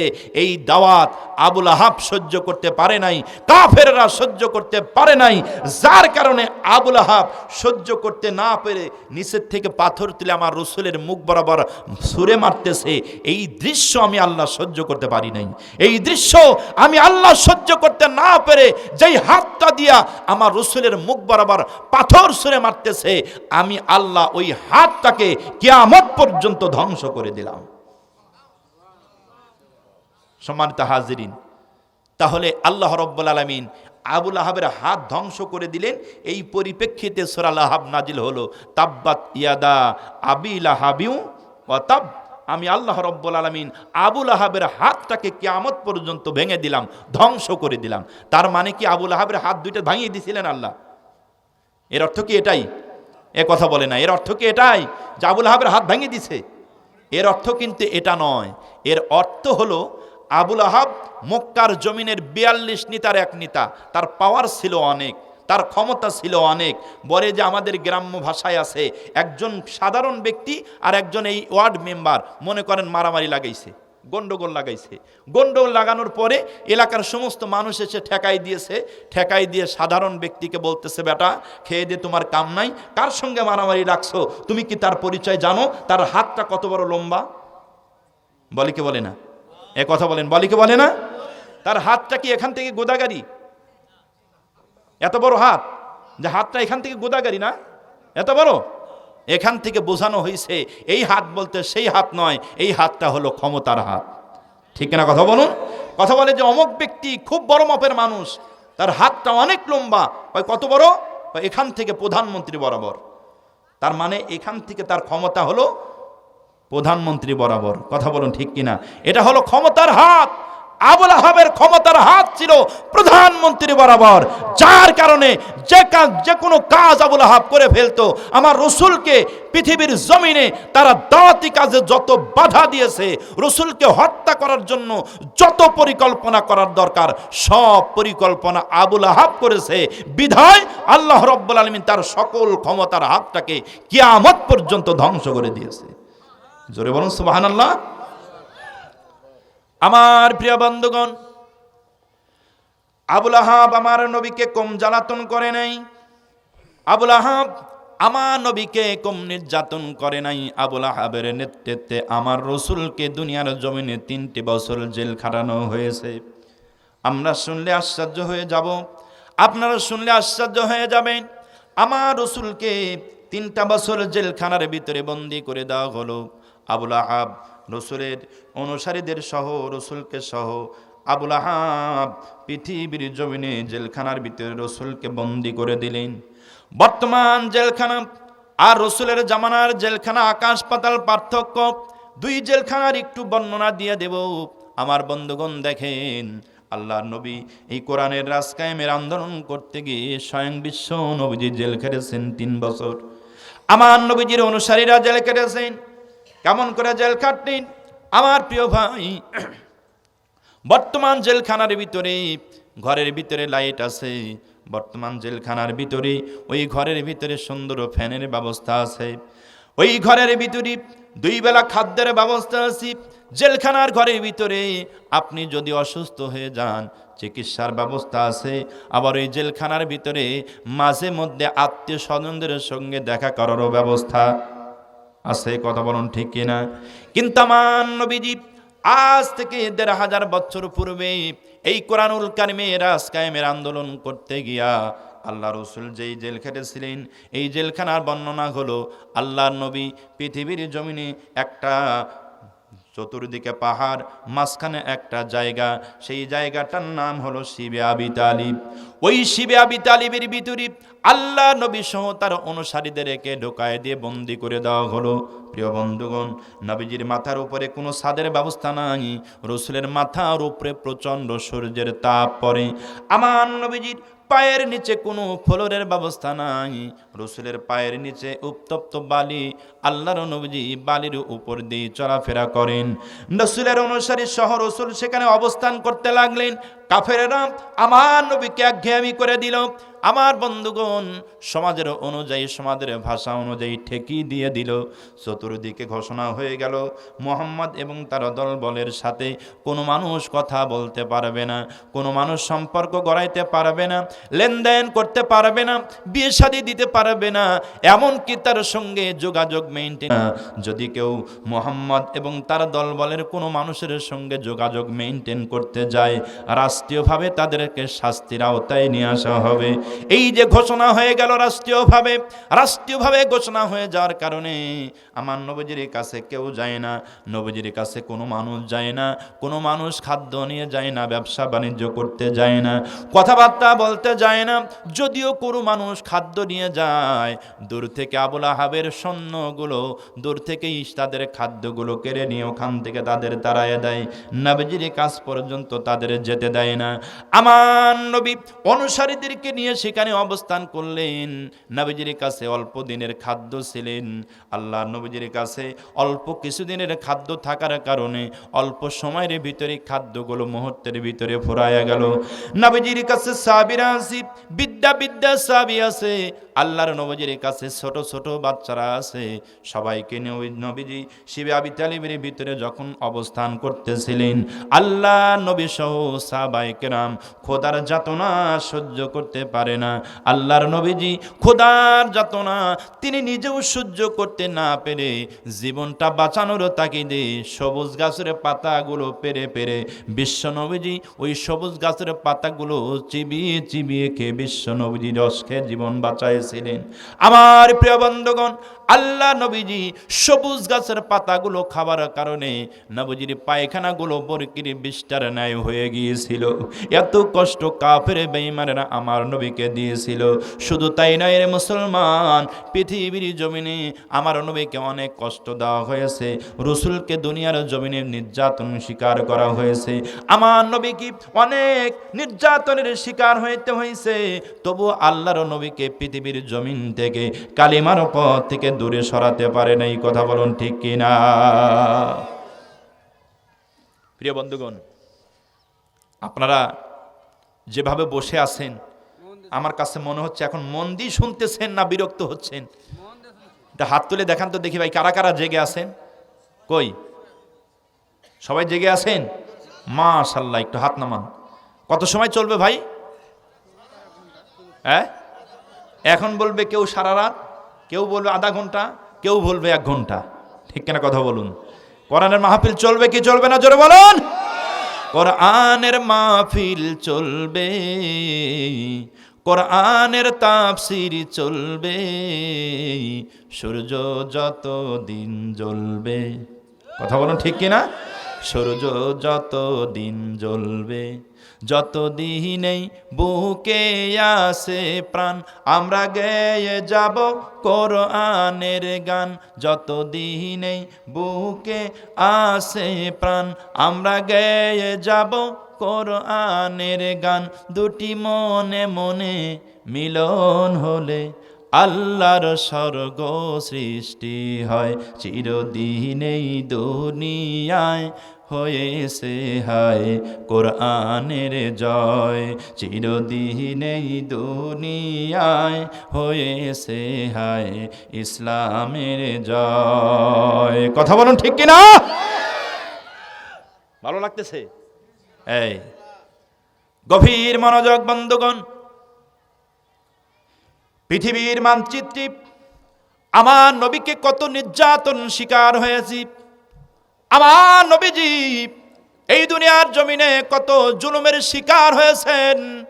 আমার প্রিয় ভাইরা, আমার রাসূলকে দুনিয়ার জমিন থেকে হত্যা করার পরিকল্পনা হয়েছে, দুনিয়ার জমিন থেকে একেবারে নিশ্চিহ্ন করে দেওয়ার জন্য পরিকল্পনা চলেছে। তবু আমার নবীজি এই পৃথিবীর জমিনে শত জুলুম নির্যাতন সহ্য করেছেন। এই দুনিয়ার জমিনে ইমানের পথ থেকে তখনও তিনি দূরে সরে চলে যান নাই। কথা বলুন ঠিক কিনা? আমি আপনাদের মাঝে একটু জানতে চাই আমার বন্ধুগণ, আপনারা এই কোরআনের পক্ষে আছেন না নাই? জোরে বলুন, আছেন নাই? আমরা ইসলামের পক্ষে থাকতে চাই কি চাই না? আমরা কোরআনের পক্ষে থাকতে চাই কি চাই না? এই যে আমরা বললাম চাই, এই কথা যদি আমরা যখনই বলবো, এই কথা বলার কারণে ইসলামের পক্ষে কোরআনের পক্ষে থাকতে চাই, এই কথা বলার কারণে আমাদের উপরে জেল আসতে পারে, জরিমানা আসতে পারে, জুলুম আসতে পারে, জুলুম নির্যাতনের শিকার হতে হওয়া লাগতে পারে। আমাদের একটাই উক্তি থাকবে, জুলুমের নির্যাতনের শিকারও হব, জেলে যাব, ফাঁসির কাস্টে আবারও ঝুলব, প্রয়োজনে পৃথিবীর জমিনে ঈমান বিক্রি করব না। কথা বলুন ঠিক কিনা? রাজি আছেন আপনারা নাকি ভয় পারেন? ভয় করে আপনাদের? কাদের কাদের ভয় করে না হাত তোলেন। আবার কষ্ট দিচ্ছি বারবার। ভয় করে কাদের কাদের? আর ভয় করে না কাদের কাদের? মাশাআল্লাহ, কেউ ভয় করেন না। এক আল্লাহ ছাড়া মানুষকে ভয় করা জায়েজ নাই। এক আল্লাহ ছাড়া কোনো মানুষকে ভয় করা জায়েজ নাই। ভয় যদি করেন কখনো ইসলামের পক্ষে বিপ্লব হবে না। ঠিক কিনা কথা বলুন? ইসলামের বিপ্লব হবে জীবনের রক্ত আর বিনিময়। কথা বলুন ঠিক কিনা? আমার জীবন আর রক্ত যখন দিতে পারবো আল্লাহর জমিনে, তখন আল্লাহর দ্বীন কায়েম হয়ে যাবে। কথা বলুন ঠিক কিনা? বিপ্লব মানে জীবন দেওয়া, বসে থাকা নয়, সে কোনো দিন আসবে না রে করো যদি ভয়। বিপ্লব, বিপ্লব মানে জীবন দেওয়া, বসে থাকা নয়, সে কোনো দিন আসবে না রে করো যদি ভয়। ঠিক কিনা কথা বলো? আসবে বিজয় রক্ত আর জীবনের বিনিময়, আসবে বিজয় রক্ত আর জীবনের বিনিময়। বিপ্লব, বিপ্লব মানে জীবন দেওয়া, বসে থাকা নয়। সে কোনো দিন আসবে না রে, করহ যদি ভয়। জিহাদের ওই ময়দানে যেতে তোমাকে হবে, প্রয়োজনে সব রক্তটুকু জমিনেই ঢেলে দিবে। কথা বলুন ঠিক কিনা? জিহাদের ময়দানে যাওয়ার দরকার আছে না নাই? কোরআনের জন্য, ইসলামের জন্য, রাসূলের বিধান বাস্তবায়ন করার জন্য জিহাদের ময়দানে যাওয়ার দরকার আছে না নাই? জিহাদের ওই ময়দানে যেতে তোমাকে হবে, প্রয়োজনে সব রক্তটুকু জমিনেই ঢেলে দিবে।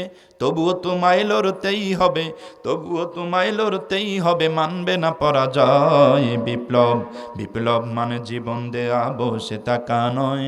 সে কোনো দিন আসবে না রে, করো যদি ভয়। বিপ্লব মানে জীবন দেওয়া, বসে থাকা নয়। সে কোনো দিন আসবে না রে, করো যদি ভয়। লিল্লাহ তাকবীর, মাশাআল্লাহ। এখন যদি আলোচনা করতে যাই একেবারে 2 ঘন্টা চলে যাবে, কিন্তু আমার তো বাড়ি যাওয়া লাগবে। ঠিক না কথা বলুন? সভাপতি সাহেব দোয়া করে দেব, 12টা বেজে গেছে কিন্তু।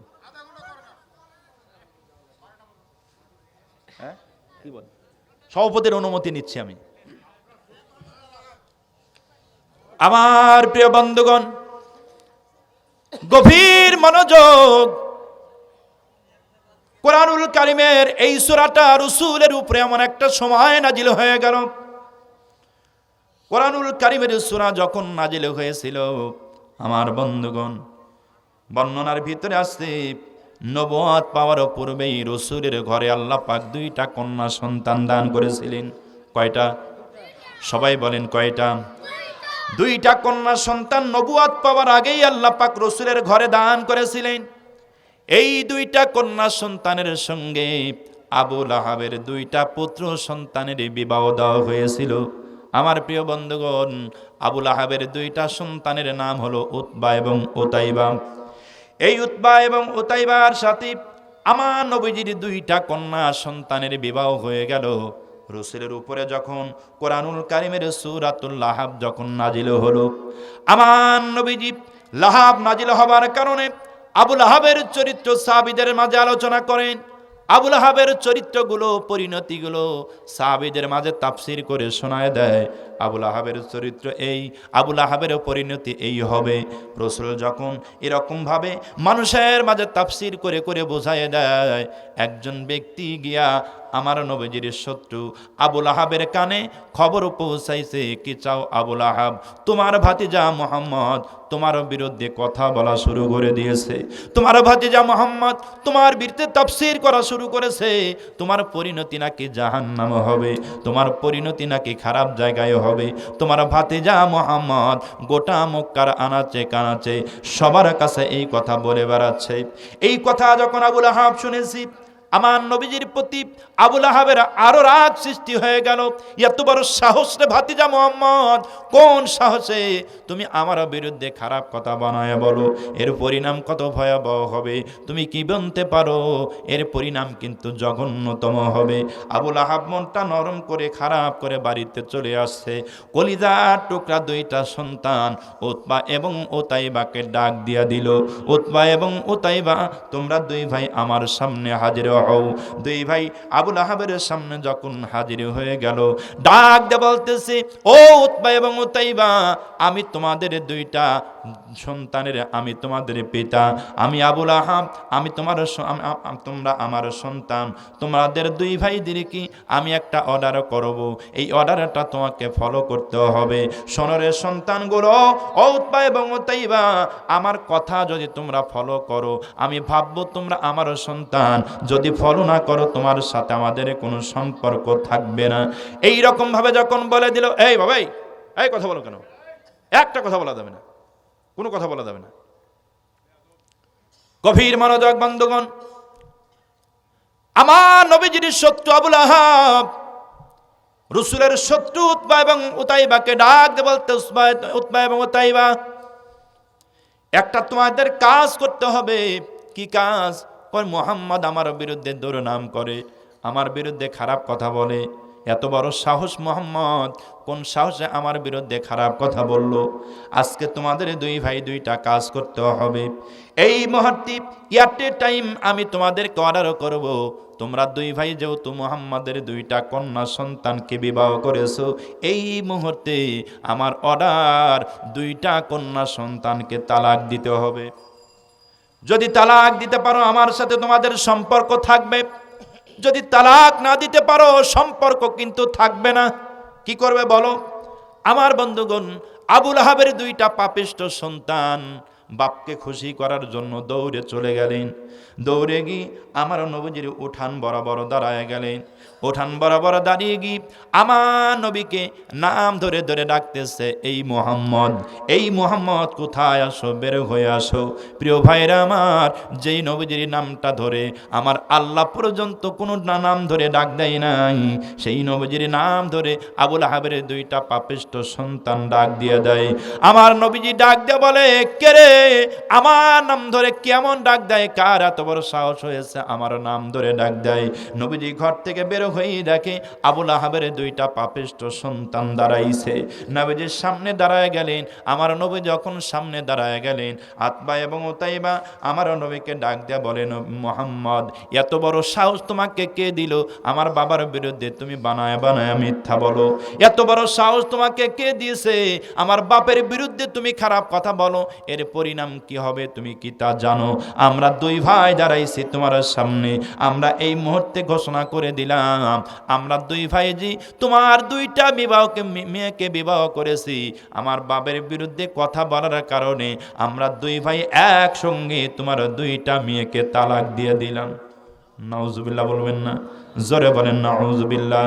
আমার প্রিয় বন্ধুগণ, আমি আপনাদের মাঝে জানতে চাই, একজন বাবা যদি স্ট্যান্ড দাঁড়ায় থাকে আর ওই বাবার সামনে যদি একজন তার বাবার মেয়ের জামাই যদি সামনে এসে বলে, তোমার মেয়েকে আমি তালাক দিলাম, একটু জোরে সোরে বলেন তো দেখি, সেই বাবারও মনে আঘাত লাগবে কি লাগবে না? সবাই বলেন লাগবে কি লাগবে না? আমার নবীজির অন্তরে আঘাত লেগে গেল। নবীজির চোখ দিয়া দর দর করে পানি পড়ছে। আর আল্লাহকে ডাক দিয়ে বলে, আল্লাহ, কোনো দোষ নাই আমার, কোনো অপরাধ নাই। তোমার কোরআনের দাওয়াত পৌঁছানোর জন্য, তোমার তাওহীদের দাওয়াত পৌঁছায় দেওয়ার জন্য আমার দুইটা কন্যা সন্তান এট এ টাইমে তালাক হয়ে গেল। নবীজি কিছুই বলে না। আবু লাহাবের দুইটা পাপিষ্ঠ সন্তান রাসূলের মেয়েকে তালাক দিয়ে ক্ষান্ত হলো না, রাসূলের মুখের উপরে থুতু মেরে দিল। নাউজুবিল্লাহ বলেন। আমার প্রিয় বন্ধুগণ, যেই নবীজির চেহারার উপরে মুসা মাছি পর্যন্ত হারাম, আর সেই নবীজির মুখের উপরে আবু লাহাবের পাপিষ্ঠ সন্তানগুলো থুতু মেরে দিল। নবীকে অকথ্য ভাষায় গালিগালাজ করলো। আল্লাহ নবী কি অকথ্য ভাষায় গালিগালাজ করে যখন বাড়ির দিকে রওনা হয়ে গেলেন, বাড়ির দিকে যাইয়া বাবাকে ডাক দিয়ে বলতেছে, আব্বা জান, আপনার কথা মতো আমরা দুই ভাই মুহাম্মাদের দুইটা কন্যা সন্তানকে একসঙ্গে তালাক দিয়ে দিয়েছি। এই কথা যখন আবু লাহাবকে শোনাচ্ছি, আমার বন্ধুগণ, আবু লাহাব মনে মনে খুশি হচ্ছে, বাজান রে, খুব ভালো কাজ করে এসেছ আজকের এই দিনে। ডাক দিয়ে বলতেছেন, আব্বাজান, শুধু তাই করি নাই, মুহাম্মদকে অকথ্য ভাষায় গালিগালাজও করেছি। কই আরো ভালো কাজ করেছো। নাউজুবিল্লাহ বলেন। ডাক দিয়ে বলতেছেন, আব্বাজান, শুধু তাই করি নাই, মুহাম্মদের মুখের উপরে আমরা থুতু মেরেছি। বলে আরো ভালো কাজ করেছো। কিছুই বলেন, আরো খুশি হয়। প্রিয় বন্ধুগণ আমার, এবারে ডাক দিয়ে বলতেছেন, আব্বাজান, শুধু তাই করি নাই, মুহাম্মাদের আল্লাহকেও আমরা ছাড় দেই নাই, মুহাম্মাদের আল্লাহকেও নিয়ে বাজে মন্তব্য আমরা করেছি। আবু লাহাব এবার আরো খুশি হচ্ছে, বাদান, আরো ভালো কাজ করেছো। নাউজুবিল্লাহ বলবেন না? জোরে বলেন নাউজুবিল্লাহ। আমার বন্ধুগণ, এরপরেই আবু লাহাব সন্তানদের ডাক দিয়ে বলতেছে, ও উতবা এবং উতাইবা, তোমরা যে আমার ভাতিজা মুহাম্মাদের বিরুদ্ধে এত খারাপ কথা বলেছো, তার আল্লাহকে নিয়ে তুমি ছাড় দাও নাই। ওগো উতবা এবং উতাইবা, বলো দেখি, আমার ভাতিজাকে কিছুই বলে নাই তোমাদেরকে? কিছুই কি আমার ভাতিজা বলে নাই? ডাক দিয়ে বলতেছেন, উতাইবা, আব্বা জান, আমরা যখন এই সমস্ত কথাগুলো বলেছি, মুহাম্মদ সাল্লাল্লাহু আলাইহি ওয়াসাল্লাম কিছুই বলে নাই, কিছুই করে নাই। তবে লাস্টের দিকে একটা কথা বলে দিয়েছে। প্রিয় বন্ধুগণ, যখন আল্লাহর বিরুদ্ধে কথা বলেছে, আমার নবীজি আর সহ্য করতে পারে নাই। সাথে সাথেই আল্লাহর দরবারে হাত তুলে রব্বুল আলামিন, ওগো আল্লাহ, পৃথিবীর কোনো মানুষের বিরুদ্ধে তোমার দরবারে আমি বদদোয়া করার জন্য কোনোদিন হাত পাতি নাই। একমাত্র আবুল আহাবের সন্তানের বিরুদ্ধে আমার নবীজি হাত পেতেছিলেন। কারো বিরুদ্ধে নবীজি পৃথিবীর জমিনে কোনোদিন হাত পাতেন নাই। কারণ আমার নবীজি বদদোয়া করার জন্য দুনিয়ার জমিনে আসে নাই। আমার নবীজি আগমন করেছে অমা আরসালনাকা ইল্লা রাহমাতাল লিল আলামিন। আল্লাহু আকবার। আমার প্রিয় বন্ধুগণ, আল্লাহ নবীজি রহমত স্বরূপ আগমন করেছে। এবার ডাক দিয়ে বলতেছে, ভাতিজা কি এমন কথা বলেছে, তাড়াতাড়ি করে বলো তো। ওতাইবা আব্বাকে ডাক দিয়ে বলতেছেন, আব্বা জান, আপনার ভাতিজা মুহাম্মদ লাস্টের দিকে একটা কথা বলেছি। ওগো রব্বুল আলামিন, আমার সন্তানগুলো, দুইটা মেয়ে সন্তান একসঙ্গে তালাক হয়ে গেল, কিছুই বললাম না, সহ্য করলাম।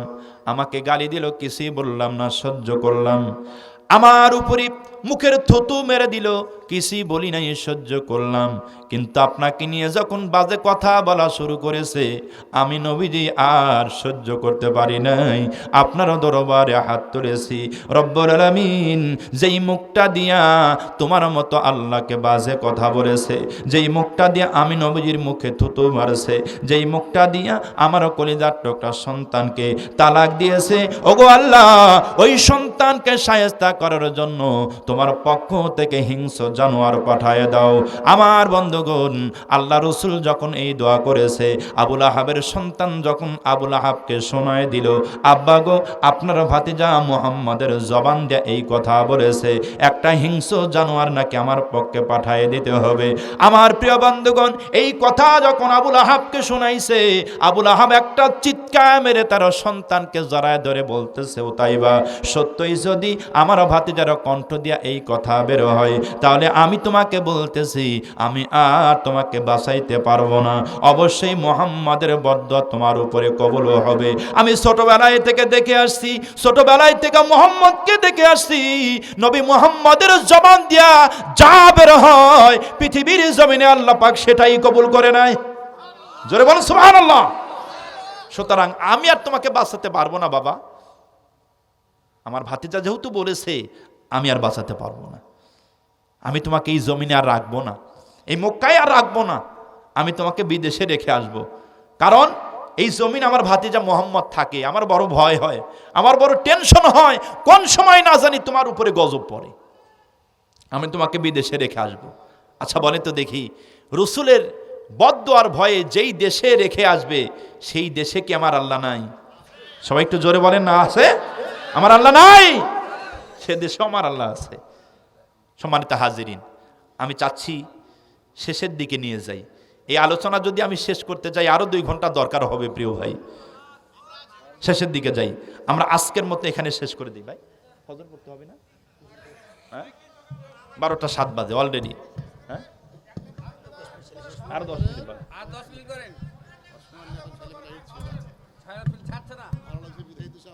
জিকির করি লা ইলাহা, জোরে লা ইলাহা। একটু পানি দিবেন তো।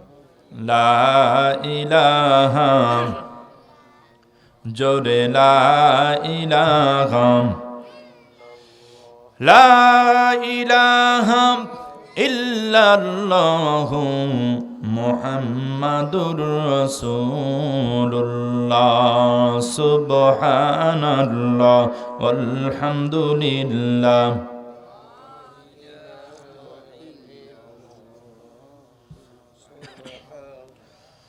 লা ইলাহা ইল্লাল্লাহু মুহাম্মাদুর রাসূলুল্লাহ সাল্লাল্লাহু আলাইহি ওয়াসাল্লাম।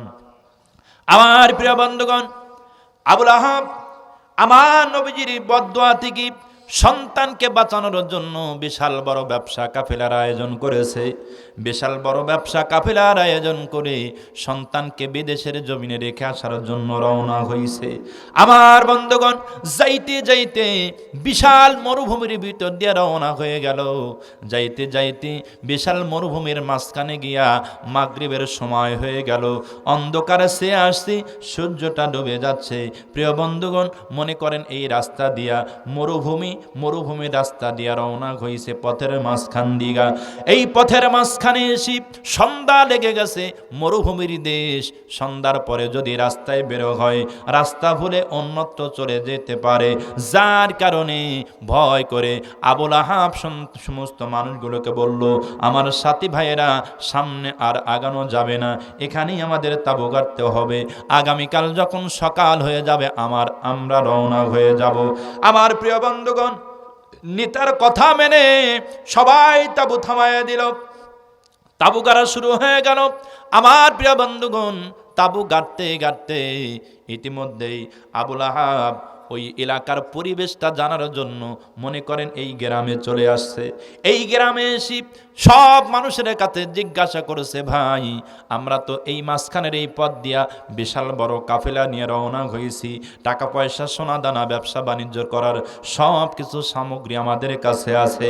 ওই জায়গাটা কেমন হবে, নিরাপদ হবে কিনা, থাকা যাবে কিনা, পরিবেশ জানার জন্য আবুল আহাব এই গ্রামে ঢুকে পড়েছে। যার কাছেই জিজ্ঞাসা করে সবাই উত্তর দেয়, আবুল আহাব, আপনি যেই জায়গায় থাকার জন্য তাঁবু গেড়েছেন, ওই আশপাশ দিয়া কিন্তু বাঘের আনাগোনা পাওয়া যায়। সুবহানাল্লাহ বলবেন না? জোরে বলেন সুবহানাল্লাহ, একটু জোরে বলেন সুবহানাল্লাহ।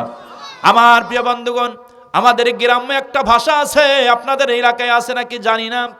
আমাদের গ্রামে একটা ভাষা আছে, যেখানেই বাঘের ভয় সেখানেই রাত হয়। কথা বলুন ঠিক কিনা? আবুল আহাব বাঘের ভয়ে সন্তানকে বাঁচানোর জন্য বিদেশের জমিনে রেখে আসবে। এসে যার কাছে জিজ্ঞাসা করতেছে, ভাই, আমরা বিদেশের জমিনে যাব ব্যবসা করার জন্য, এখানে রাত্রে যাপন করব, থাকা যাবে কিনা, পরিবেশ কেমন হবে বলেন তো দেখি। যার কাছে বলে একই উত্তর দেয় আবুল আহাব, যেখানে তাঁবু গাড়ছেন ওই আশপাশ দিয়ে বাঘের আনাগোনা পাওয়া যায়। আবুল আহাবের আর বুঝতে বাকি নাই কি হয়ে যাবে। আবুল আহাব মনটা খারাপ করে সাথীদের কাছে চলে গেলেন। সাথীদের কাছে গিয়ে বলতেছে, আমার সাথে ভাইয়েরা, আমি কিন্তু মুহাম্মদের বদদোয়াটাকে আমার সন্তানের জন্য বড় ভয় করি। আমার সন্তানটাকে তোমরা একটু হেফাজত করে রাখো। আমি আপনাদের মাঝে জানতে চাই, হেফাজত করার মালিক কে? জোরে বলেন কে?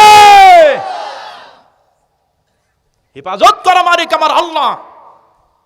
তুমি যে প্রান্তেই লুকাও, যেই স্থানেই থাকো, সেই স্থান থেকেই বের করা হবে। কথা বলুন ঠিক কিনা? আজ থেকে ১৫০০ বছর পূর্বে আমার নবীজি আবুল আহাব তার শত্রু, রসুলের শত্রু, তার সন্তানকে, বিশ্ব নবীজির শত্রুকে বাঁচানোর জন্য বিদেশের বাড়িতে রেখে আসতে চেয়েছিল। আমার বন্ধুগণ, বর্তমান দেশের আবুল আহাবগুলো কি পালাই নাই? কথা বলে না, পালাই নাই। যেখানেই থাকো বের করা হবে। কথা বলুন ঠিক কিনা? একদিন বের করা হবে। যেখানেই লুকাও না কেন সেখানেই বাঘ আছে। কথা মানে ভুল বলি হালালিম? ঠিক আছে না ভাই? প্রিয় বন্ধুগণ আমার, ভাইয়ের আমার, আল্লাহর উপরে ভরসা না করে আবুল আহাব মানুষের কাছে বললেন, আমার সন্তানটাকে হেফাজত করে রাখো। সন্তানটাকে হেফাজত করার জন্য প্রিয় বন্ধুগণ তার অনুসারীরা চতুর্দিকে ঘিরে ফেলে তাকে মাঝখানে রেখে দিলেন। চতুর্দিকে ঘিরে ফেলে শুয়ে পড়লেন। চতুর্দিকে উটগুলো শোয়াই দিল। চতুর্দিকে মানুষ শুয়ে পড়ল। মাঝখানে আবুল আহাবের সন্তান উতাইবা আছে। পরবর্তীতে উতবা কালিমা পড়ে মুসলমান হয়ে গিয়েছিলেন। গভীরভাবে মনোযোগ দেন। উতাইবা মাঝখানে শুয়ে আছে। উতাইবা যখন মাঝখানে শুয়ে আছে, গভীর রাত হয়ে গেল। সবার চোখে ঘুম চলে এসেছে। আসল শত্রুর চোখে কিন্তু ঘুম আসে নাই। হঠাৎ করে ঘুম যখন এসে গেছে, গেছি। এমন সময় আল্লাহ পাক, আমার বন্ধুগণ, আল্লাহ পাক হিংস্র জানোয়ার বাঘকে ডাক দিয়ে বলে, রে হিংস্র জানোয়ার বাঘ, অমুক জায়গায় ওই যে দেখো আমার শত্রু, নবীজির শত্রু, ইসলামের শত্রু, কোরআনের শত্রু, অমুক জায়গায় ঘুমিয়ে আসি, যা রে যা, তাড়াতাড়ি করে যা, আমার শত্রু, কোরআনের শত্রু, নবীজির শত্রুকে দুনিয়া থেকে বিদায় করে দে। আল্লাহ পাকের অর্ডার পেয়ে হিংস্র জানোয়ার বাঘ দ্রুত বেগে চলে আসছে। এসে মরুভূমির মাঝখানে এসে যেই জায়গায় ওরা তাবু করেছে, চতুর্দিকে শুধু ঘোরাফেরা করতেছে, শুধু অন্যান্য মানুষ পাওয়া যায়, আসল শত্রুকে পাওয়া যায় না। মাঝখানে লাফ দিয়ে ডিঙে পড়লেন, চতুর্দিকে ঘুরতেছে, শুধু উট পাওয়া যায়, আসলটা তো পাওয়া যায় না। উটের উপরে দিয়ে লাফ দেওয়া, যখনই ডিঙে মারছে, সামনের দিকে তাকায় দেখতেছেন আসলটা শুয়ে আছে। ঠিক কিনা কথা বলুন? আসলটাকে যখন পেয়ে গেল, আল্লাহকে একটা হুঙ্কার সেরে আল্লাহ দরবারে বলতেছেন, আল্লাহ আপনার শত্রু, কোরআনের শত্রু, রসুলের শত্রু তাইবাকে পেয়ে গেছি, এই মুহূর্তে তাকে দুনিয়া থেকে বিদায় করে দেব। বাঘের হুঙ্কার শুনে ও তাইবার চোখের ঘুমটা ভেঙে গেল। ও তাইবা একটা চিৎকার মেরে ডাক দিয়ে বলতেছেন, আব্বা জান, আপনি বুঝি আর আমাকে বাঁচাইতে পারলেন না, মুহাম্মাদের বদ্দুয়া বুঝি আমার উপরে কবুল হয়ে গেল। আমার বন্ধুগণ, এমন সময় বাঘের জবান খুলে গেল। বাঘ ডাক দিয়ে বলতেছে, রে উতাইবা, জঘন্যতম আচরণ এই পৃথিবীর জমিনে তুমি করেছো, আমার নবীজির বিরুদ্ধে তুমি কথা বলেছো, রসুলের মুখের উপরে তুমি থুতু মারছো, আমার নবীজির নাম ধরে ডেকেছো, যেই নবীজির নাম আমার আল্লাহ কোনোদিন নাম ধরে নাই, সেই নবীজির নাম ধরে তুমি ডেকেছো। ও তাইবা, জঘন্যতম আচরণ করেছো, নবীজির দুইটা কন্যা সন্তানকে তালাক দিছো, আমার আল্লাহকেও নিয়ে বাজে মন্তব্য করেছো, রসুল কোনোদিন কারো বিরুদ্ধে হাত তুলে নাই রে, তোমার বিরুদ্ধে হাত তুলেছে আল্লাহর দরবারে। তামাম পৃথিবীর সব শক্তি যদি আমার সামনে হাজির হয় তোমাকে রক্ষা করার জন্য, তামাম পৃথিবীর সমস্ত শক্তি আমাকে তোমার হাত থেকে, আমার হাত থেকে তোমাকে রক্ষা করতে পারবে না। এই কথা বলাও শেষ, ঘাড় মটকায়া বাঘ ধরাও শেষ, একটা আছাড় মেরে দিয়েছে। রসুলের শত্রু, ইসলামের শত্রু, কোরআনের শত্রু উতাইবাকে জনমের মতো খতম করে দিয়েছে। জবান খুলে বলেন সুবহানাল্লাহ। আল্লাহ পাক বলেছেন, মা আগনা আনহু মালুহু ওমা কাসাব সায়াসলানা রমজাতাল হাবিম আমরাতু হাম্মালাতাল হাতাব ফি জিদিহা হাবলুম মিন মাসাদ। জবান খুলে বলেন আল্লাহু আকবার, জোরে বলেন আল্লাহু আকবার। মনে বড় আশা আছে যাব মদিনায়। শুনবেন আব্দুল আলিমের গান, ভালো লাগে তো? মনে বড় আশা আছে যাব মদিনায়, সালাম আমি করব গিয়ে, সালাম আমি করব গিয়ে মদিনার রওজায়। মনে বড় আশা আছে যাব মদিনায়। আমি একাই বলবো, আপনারা বলবেন না মনে হয়? কি আপনাদের মনে চায় না যাওয়ার জন্য? রাসূলের রওজায় কে কে যাবেন হাত তোলেন। বারবার কষ্ট দেই, মাশাআল্লাহ, আল্লাহ পাক কবুল করুন, জোরে বলেন আমিন।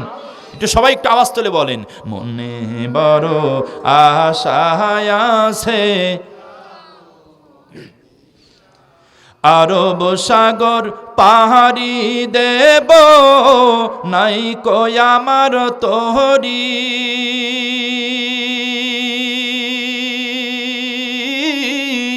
পাখি নই যে উড়ে যাবো ডানাতে ভর করি।